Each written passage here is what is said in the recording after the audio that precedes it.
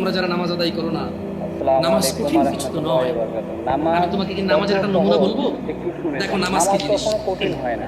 আল্লাহু আমরা নামাজ আকবার কেন বললে, পড়ি না? নামাজ তুমি সানা পড়লে, আউযু বিল্লাহ পড়লে, বিসমিল্লাহ পড়লে, আলহামদুলিল্লাহি রাব্বিল আলামিন মানে সূরা ফাতিহা পড়লে, সঙ্গে যে কোনো একটা সূরা হইলেই হলো, সঙ্গে যে কোনো সূরার বড় একটা আয়াত হইলে হইলো, অথবা ছোট ছোট তিনটা আয়াত হলে চলবে। আমি কি তোমাকে ছোট তিনটা আয়াত পড়ে শোনাবো? আউযু বিল্লাহি মিনাশ শাইতানির রাজীম।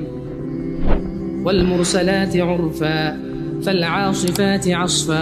দুই আয়াত হয়ে গেছে। আল্লাহু আকবার। এরকম ছোট তিনটা আয়াত পড়লেই হলো।